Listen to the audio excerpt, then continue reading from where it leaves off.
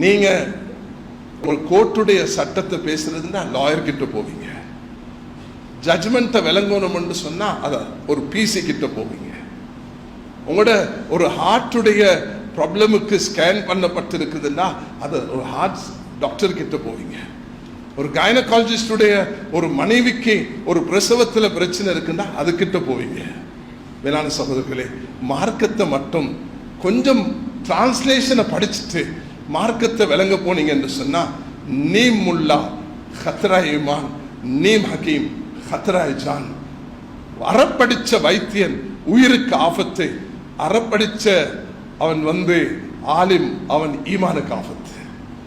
என்னுடைய ஒரு நெருங்கிய உறவை சேர்ந்த ஒருவரை தெமட்டகோட பக்கத்துல அந்த கிரவுன் தியேட்டருக்கு பக்கத்துல அவர் வவுத்து வலி என்று போயிட்டு காட்டின நேரத்தில் சாதாரண ஒரு கிளினிக்ல உள்ள டாக்டர் வவுத்தை வெட்டி போட்டாரு.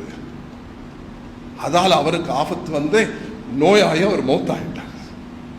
அறப்படிச்ச வைத்தியனாகும் பொழுது உயிருக்கு ஆபத்தாகிறது போல அறப்படிச்ச ஆளுங்களாகும் பொழுது இந்த கூகுள்ல படிச்சு டிரான்ஸ்லேஷனை படிச்சு வெறுமனே இல்ம நீங்க சொல்ல போனீங்கன்னா தல்லு அதல்லு.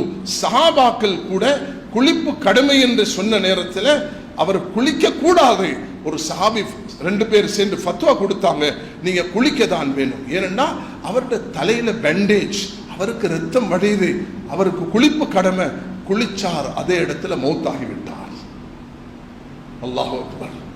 கண்ணியமானவர்களே, நபி அவர்கள் சொன்னார்கள், அஹ்லத்துமு, அல்லாஹ்க்கு நீங்க தான் பதில் சொல்லணும், நீங்க எல்லாரும் சேர்ந்து அவரை கொண்டு போட்டீங்கன்னு சொன்னார். அல்லாஹ்ட கதாபடி தான் மௌத்தாகினார்.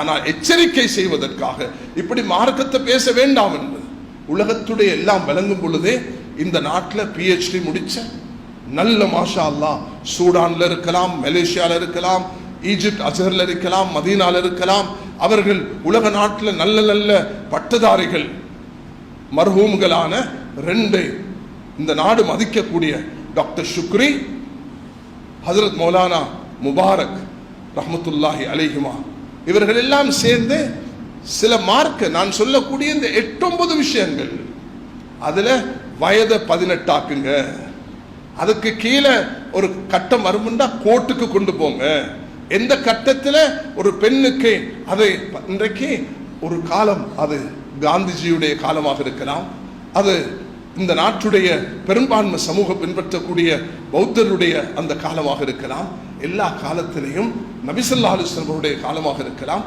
சிறார்களுடைய திருமணம் என்பது நடந்தது.